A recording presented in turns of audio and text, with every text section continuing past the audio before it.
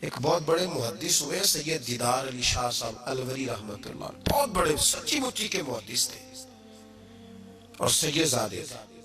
मौलाना फजलुर रहमान गंज मुरादाबादी रहमतुल्लाह अलैह सिलसिला नक्शबंदिया के इमाम सूफी हुए, उनके मुरीद थे, खुद भी आलिम थे, दो बेटे आलिम थे। उनके बेटे आजम पाकिस्तान हुए सैयद अबुल बरकात शाह रहमतुल्लाह अलैह, वो खलीफा थे आला हज़रत, बड़े लोगों में उनका नाम था। सैयद दीदार अली शाह साहब रहमतुल्लाह अलैह के दोस्त थे सैयद नईमुद्दीन मुरादाबादी, वो मुरादाबाद में रहते थे। सैयद नईमुद्दीन मुरादाबादी भी आला हज़रत के खलीफा हुए। दीदार अली शाह साहब कहते हैं मैं अक्सर सैयद नईमुद्दीन साहब से मिलने जाता तो मुझे फरमाते आओ तुम्हें हजरत शेख अहमद रजा के पास लेके चलो। तो इनकी उम्र भी कुछ आला हजरत से बाद लोग बताते हैं कि ज्यादा थी सैयद दीदार शाह साहब की। सैयद भी थे, मुहद्दिस भी थे, उम्र भी ज्यादा थी। कहने लगे मैं क्यों जाऊं, मैं किसी मौलाना के पास क्यों जाऊं, ये मुश्किल होता है ना, मैं क्यों जाऊं। 2 4 5 दफा उन्होंने कहा, कहने लगे मैंने नहीं जाना। कहते एक दिन मैं अलवर से मिलने गया उनको मुरादाबाद, तो बक्सा वगैरह बांध के तैयार बैठे थे। मैंने कहा कहाँ जा रहे हो, कहने लगे मैं बरेली शरीफ जा रहा हूँ। कहने लगे यार सैयद हो के आलिम हो के आप वहीं हर वक्त पहुंचे रहते हैं। कहने लगे यार एक मेहरबानी कर, आज चल तो सही मेरे साथ, तू अजय मेरा महबूब नहीं डिठा, तू अजय तू डिठा ही नहीं तो तेनों की पता हो भाई, तू डिठा ही नहीं, तू अजय मेरा महबूब नहीं डिठा जिन्हों वेख के चंद शर्मावे, जे रखे हथ नाल फुलां ते हथ फुलां दा मान वधावे, अद्धी राती चंद चढ़ जांदे जदों जलवा फरमावे। कहा चल तो सही यार। तो सैयद दीदार शाह साहब कहने लगे मैंने सुना है जात के पठान है, तबीयत के सख्त है। कहने लगे यार चल तो सही, जात के पठान है तबीयत के।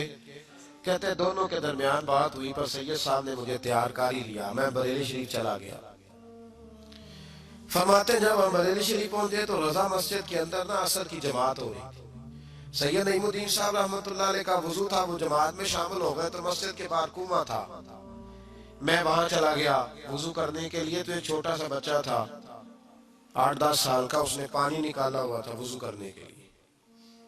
सैयद दीदार शाह साहब कहते हैं मैंने जल्दी से जाके ना पानी उठाया। मैंने कहा कोई खादम है नमाजियों को वुजू कराता है। मैंने पानी उठाया तो बच्चा कहने लगा बाबा जी इजाजत तो ले लो पहले। तो मैं चुप कर गया। तो मैंने कहा चलो इजाजत दे दो, वुजू करना है। तो कहते हैं बच्चा कहने लगा आपको मसले का पता होना चाहिए कि नाबालिग अपनी मर्जी से भी अपनी चीज किसी को नहीं दे सकता। फरमाते हैं मेरे उसी वक्त दिमाग में घंटियां बजी। मैंने कहा सैयद दीदार अली शाह अहमद रजा के मदरसे के तो नाबालिगों का इल्म भी तुझसे ज्यादा है, उसके मदरसे के तो नाबालिगों का इल्म भी तुझसे ज्यादा है। छोटा बच्चा कहने लगा आपको मसले का नहीं पता कि नाबालिग अपनी मर्जी से भी अपनी शय नहीं दे सकता। फरमाते उसने वुजू किया, फिर उसने खाली किया बर्तन, फिर मैंने पानी निकाला, वुजू किया। अब सैयद साहब तो मिल गए थे एक रकत में, मैं था या सैयद साहब थे जब हमारी बात हुई थी। क्या कहा था उन्होंने, जात के पठान है तबीयत के सख्त है। कहते हैं सैयद साहब जमात में शामिल हो गए, उनकी रखते बाकी थी, वो नमाज पढ़ रहे थे। आला हज़रत मस्जिद की सीढ़ियां उतर रहे थे, मैं चढ़ रहा था। रास्ते में मुलाकात हुई तो फरमाते फाजिल बरेलवी ने सैयद समझ के मेरी बड़ी कदर की। उन्होंने जो झुक के सलाम किया और मेरी दस्तबोसी की और मुझे सीने से लगाया तो मैं उनकी तबीयत पे हैरान हो गया।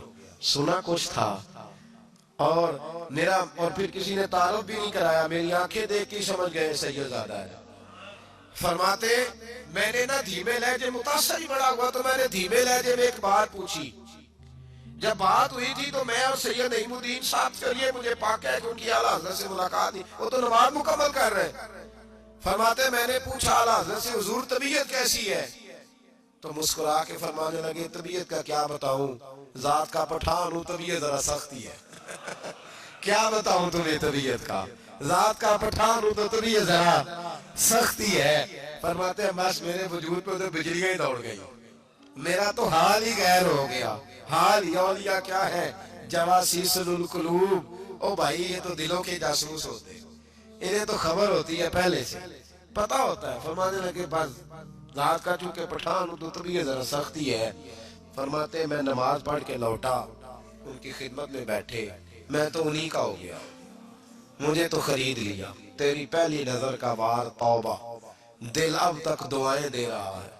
कहते हैं बस मैं तो उन्हीं का होकर रह गया, अब हाल बड़ा मुनफरद हो गया। कहते हैं जाने का वक्त आया तो सैयद नईमुद्दीन साहब फरमाने लगे चले, मैंने कहा आप जाए, मैं तो इधर ही रहूंगा। आला हज़रत रहमतुल्लाह अलैह बसीरत की रोशनी, तकवे की, और सारी जिंदगी दस कह दिया रसूलुल्लाह से प्यार करो, नबी पाक से सारी। और पता है जिंदगी क्या थी फाज़िल बरेलवी की? नेमतें बांटता जिस सिमत वो ज़ीशान गया, साथ ही मुंशी रहमत का कलम दान गया।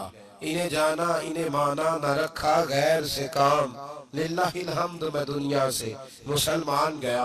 और मदीने जाते थे तो दरे रसूल पे खड़े होके कहते थे चमक तुझसे पाते सब पाने वाले, मेरा दिल भी चमका दे चमकाने वाले। मैं मुजरिम हुआ का मुझे साथ ले लो, के रस्ते में है जा बजा थाने वाले। और फिर तड़प उठे कहने लगे झूठे हैं जो महबूब की जिंदगी के कायल नहीं। तड़प उठे, दो कस्में उठाई एक शेर में, कहने लगे तू जिंदा है वल्लाह, तू जिंदा है वल्लाह, मेरी चश्मे आलम से छुप जाने वाले।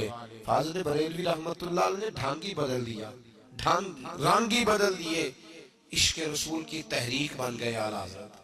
जहां उनका नाम आएगा साथ हुजूर की नाते भी आएंगी, जहां उनका नाम आएगा हुजूर के हुस्न जमाल का तज़किरा भी आएगा, जहां उनका तज़किरा आएगा वहां महबूब की गुलामी का जिक्र भी आएगा। आला हज़रत का जहां जिक्र कयामत तक किया जाएगा तो लोगों के दिलों में जो चीज हरारत बन के उभरेगी वो रसूलुल्लाह की मोहब्बत होगी।